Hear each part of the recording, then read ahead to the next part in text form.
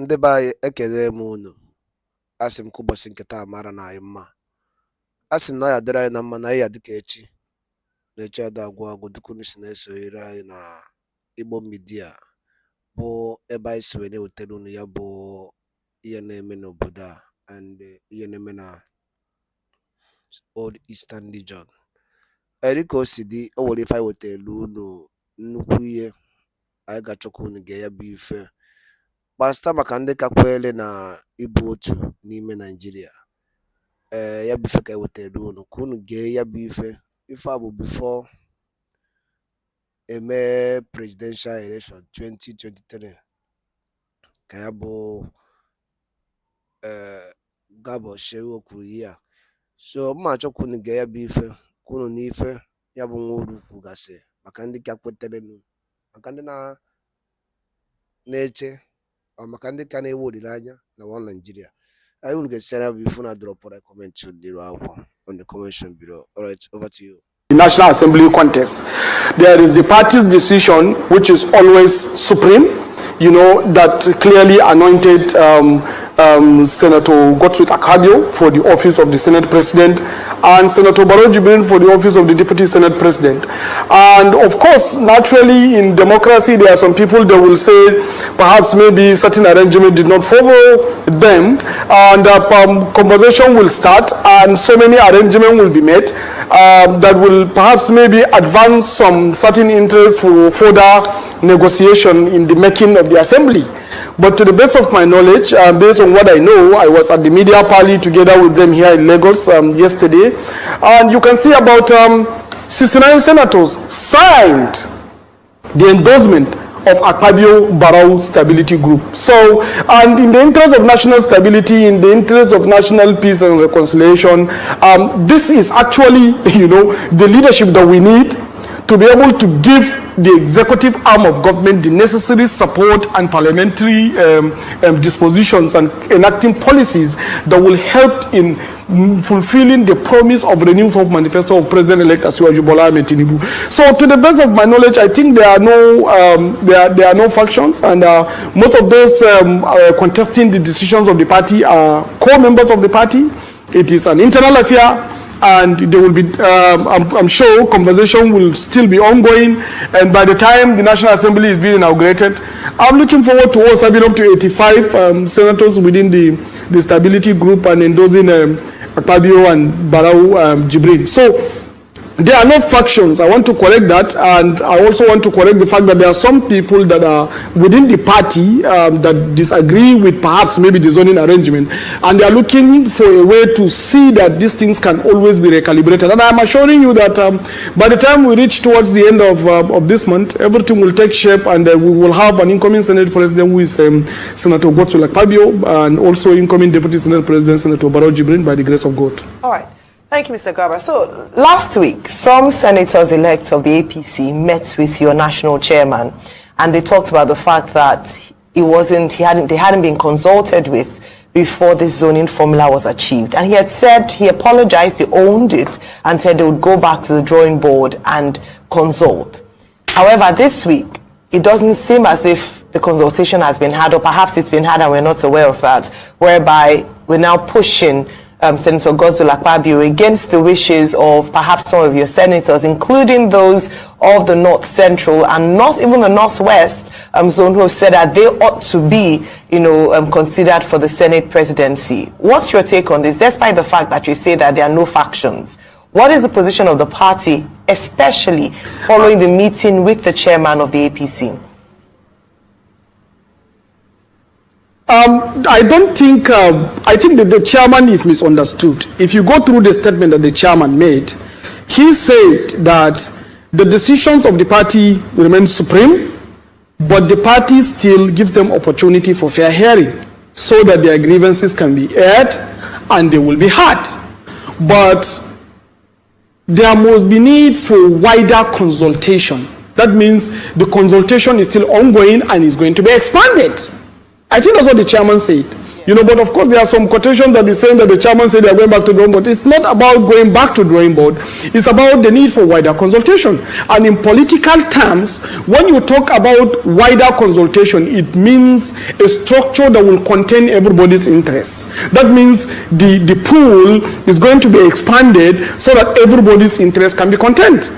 As simple as that. Somebody like me, I have been on the forefront of campaign for the Northwest to take the Senate presidency.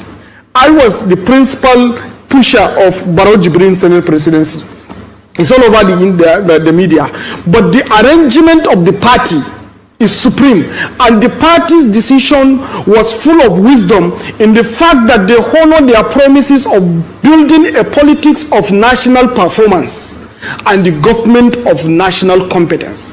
Our target is to ensure that the zone where we have influence, especially the Northwest, is properly accommodated and compensated with the right reward for their contribution to our victory, so that we can have subsequent victories. That's the whole thing. And in the wisdom of the party, this thing is properly considered. A deputy Senate president was given to the Northwest, and a speaker of House of Representatives was also apportioned to the Northwest. So when you look at this, we have succeeded in consolidating the promise of government or politics of national performance. That we believe is an incentive to encourage all other regions in subsequent elections to work harder to perform better, so that we can always, the party can always consider them in any apportioning of positions. A situation whereby we don't incentivize the areas where we have the massive amount of votes. We might not come back to them tomorrow and say, you've given us, we've given you, now we need you more. So this is as simple as that. And that is why we, as loyal party men, me, you know, and our principal and distinguished Senator Barrow Jibrin, completely aligned behind the decision of the party. You know, and the endorsement of President-elect Asiwaju Bola Ahmed Tinubu. Why? Because we want national stability. We want everybody to feel represented. We want all organs of government, all regions of the country to be part and parcel within the making of the system. Now we have the Senate President coming from the South-South, Deputy coming from the Northwest, we have Speaker coming from the Northwest, we have Deputy Speaker coming from the Southeast, we have Vice President coming from the Northeast, we have President coming from the Southwest, and we have the National Chairman of the party coming from the North Central. I think this is a very perfect calibration that fit into the national balance, and that is why I love the name that Akpabio Barrow Jibrin campaign chose and termed it as Group for National Stability, or the National Stability Group. Let's interrogate numbers. I'm a numbers person. In terms of performance, the Northwest has even performed poorly relative to the last election. I'll give you some numbers. Play with them. Kano, in 2019 elections, had 1 million votes for the APC. Katsina had 1.17 million votes for the APC. Kaduna had 1 million votes. 3 states alone from the Northwest in 2019 gave the APC 3 million votes. This election cycle, total votes from the Northwest, 2.7 million votes. So that's to show you that even performance threshold has dropped. So what are you rewarding? That's number one. Number two, where do you leave the North Central in all of this? Is it the SGF? Because a group was saying you should give Lalong SGF to be able to placate the North Central. So where do you leave the disgruntled part in all of this? Thank you, Rufai. Let me explain to you, when you look at the situation of the election performance across the country, we're not just limiting it to the Northwest. Across the country, the total number of voter turnouts has reduced. The last election we have 29 million voters, and this election we have 25 million voters. So this could be the reason. So a situation whereby you tally everything together in accordance to the zones of contribution, the Northwest still performed creditably well. because the total amount of votes that we got is a replica of everything that we have in the country. So we are just reflecting our realities. This is the outcome of the election. 25 million votes. We got 2.7 million votes from the Northwest, higher than every other zone. The Northwest still gave 30% of the votes. If you go back to the previous election, it's somewhere around 33%. So the difference is not much in percentile value. The only difference is the number of voter turnout reduced drastically, and we have 25 million votes compared to the last election. I believe that is the reflection we are seeing here. The second thing again about North Central, I think about all the equations, in power balancing system, North Central is more sure than the Southeast,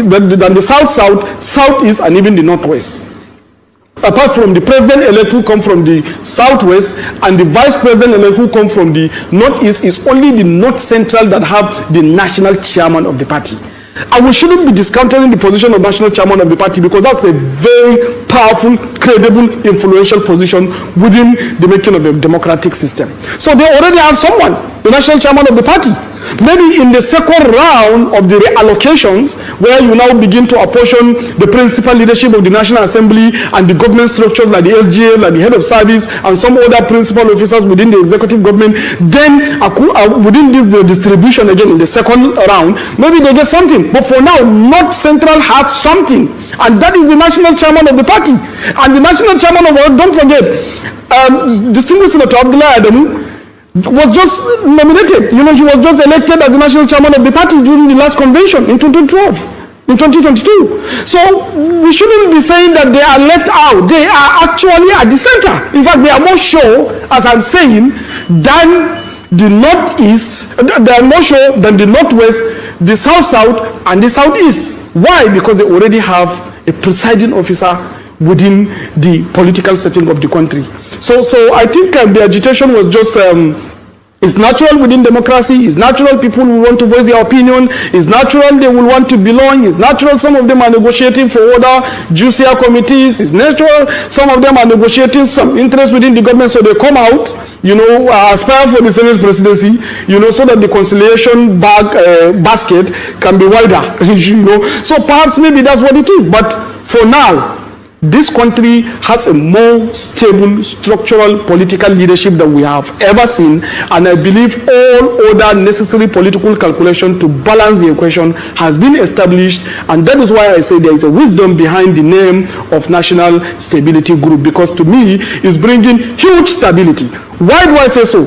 We don't have only the senators of APC endorsing Akpabio Barrow Jibrin's ticket. Yesterday at the media party, we have two senators from the Labour Party that endorse Akpabio Barrow Jibrin ticket. We have a senator from NNPP in Kano endorsing the same ticket. We have a senator from PDP endorsing the same Senate. We have two senators from SDP endorsing the same stability group. What are we waiting for? Okay, it has already been consolidated. We already have a clear incoming Senate President in Senator Godswill Akpabio, and the incoming Deputy Senate President in Senator Barrow Jibrin. So I think we just need to consolidate other interests. But this is very clear that the country has taken a shape. There is a considerable trust in the leadership of Asiwaju Bola Ahmed Tinubu that is bringing every political system in one group so that we can drive a successful government. Adamu Garuba, it is established that you are a supporter of the stability group, because you've been talking about stability. The only stability that we are interested in is stability that will work in the best interest of Nigerians, not, a National Assembly that just mounts stability. But let me ask you, now that you have brought up the matter that there are Labour Party members, SDP members in the stability group, what do you know about this allegation that a lot of money is being distributed to ensure this autocracy of the APC in choosing, in dictating, imposing the leadership of the 10th National Assembly? What do you know about money flying around? Because at least one senator has said he is part of it because money is being distributed. That's number one. Number two, have you considered the possibility that is also part of this conversation by members of your party, that some of them are prepared to defect and engage in open anti-party activities when the leadership is to be chosen. And that could happen, considering the fact that your party has a narrow majority in both chambers.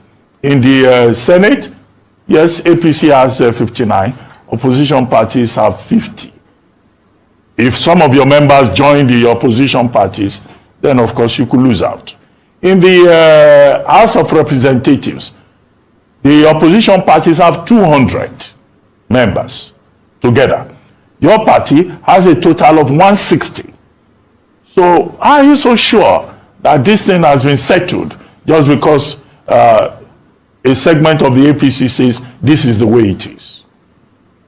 But first, let's deal with the money we hear. Thank you, Dr. Ruben. The issue of money politics, I think we know the angle where money politics is coming from. It's coming from the group that are agitating against the structural arrangement of the party zoning system. I think so it's known, he's on the media. For those that know, I think you can be able to Google to know those that are saying that they will want to buy the senators. But I don't believe a senator will work hard to become distinguished among great citizens of this country and allow himself to be sold cheaply, you know, against the interests, the larger interests of national stability, the larger interests of national growth and development that this assembly is about bringing. I don't think at all that there is any senator that will accept that. But from our team, National Stability Group, nothing of such. There is nothing, absolutely nothing of such. I'm very much aware of that. I'm part of this campaign. I've started from the beginning, and I can tell you that any senator was induced by money. I don't believe Labour senators will follow us for money. I don't believe MMPP senators will follow us for money. I don't believe SDP senators will follow or PDP. These are distinguished men of substance that believes in stability of Nigeria and that are willing to do the right thing for the development of this country. Now, when you go back to the House of Assembly, I think you didn't get the statistics right. We have 178 members, and yes, we need 180 plus 1. And the combination of the opposition have the remaining numbers, about I think 178 or so. So when you look at this, yes, we need 180 plus 1, but to the best of my knowledge, I think this is already settled. Why? Because we have so many friendly PDP states. For instance, Port Harcourt is a friendly PDP state. For instance, Oyo is a friendly PDP state. So when you join them together, we may have about maybe even 200. You know, so if you look at it very critically well, you see that this matter has been settled. Honorable Tajuddin Abbas is obviously the next Speaker of the House of Representatives. Our distinguished Senator Godswill Akpabio is obviously the next Senate President of the 10th Assembly. So when you look at this, we don't have much of these issues. I think it's been just peddled by the media to just fray nerves and keep giving hope to some people that are thinking that the conflict is giving them opportunity. But to the best of my knowledge, this matter is already settled. Okay. And those aggrieved members, as I'm telling you this, that by the time we are reaching to the end of this month, towards the swearing-in of the president-elect, everything will align and we will have a very conforming National Assembly. All right, so what is the status of Senator Orji Uzor Kalu and Senator Yari? Have you been able to reach out to them? Has the party been able to reach out to them? Because as at last information, they were still, they maintained, especially with Senator Orji Uzor Kalu, that they are in the race for the Senate presidency. Has there been any agreement? Has there been any bridge to these men?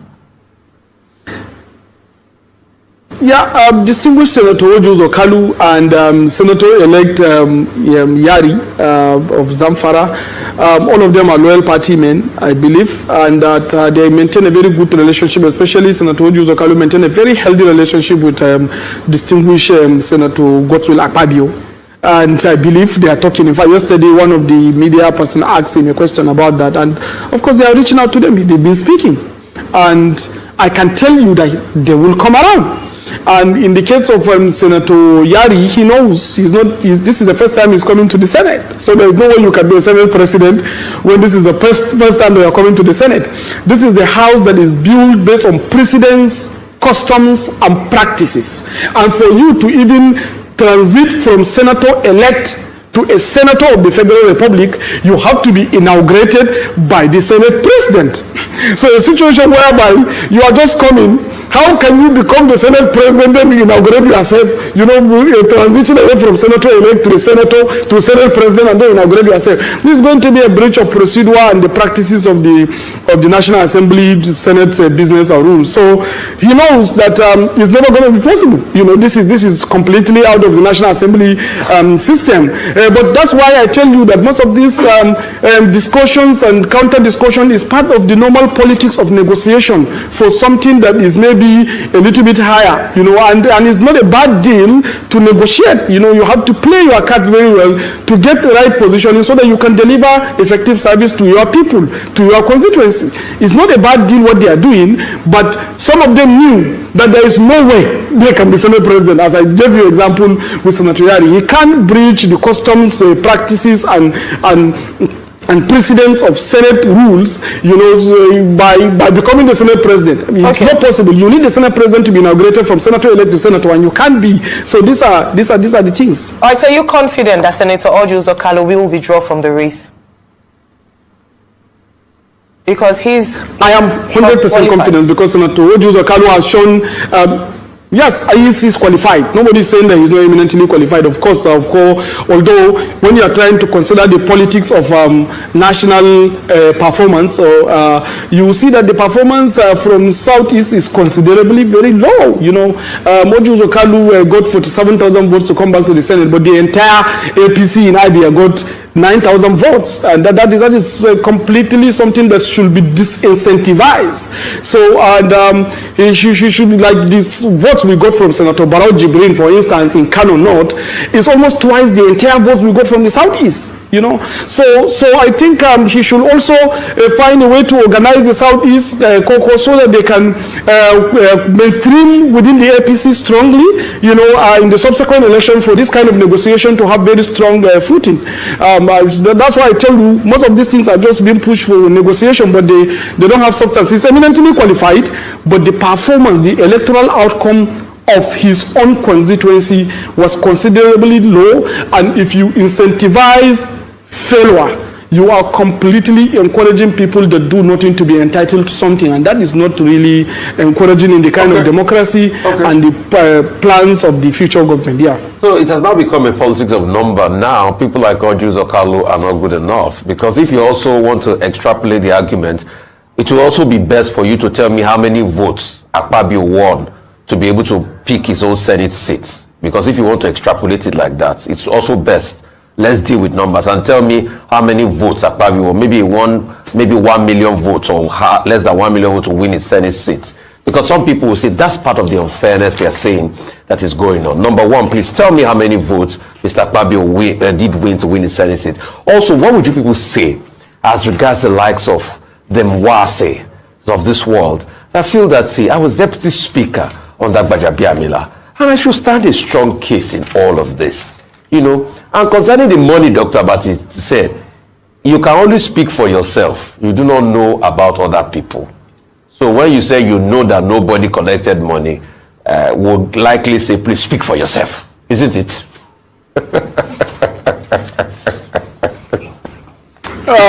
Thank you for the questions. Regarding distinguished Senator Akpabio, he performed excellently well. We got 87,000 votes from his state, from his zone, and nearly the same amount of votes for the president-elect. So it shows a very serious commitment and investment. And we knew that zone is traditionally a non-APC zone, and the fact that we have even two states from the same zone and many senators, and at the same time he performed well for both his election and that of the president-elect is good. And another thing again, his investment in the party. Senator Akpabio came to the Senate under the PDP. He was a minority leader when our principal, the president-elect, approached him to come back to APC. He He trusted the APC and came back to APC. And even not just that, he decided to go ahead and become the minister under the APC government, support the government policies and implement and perform very, very well.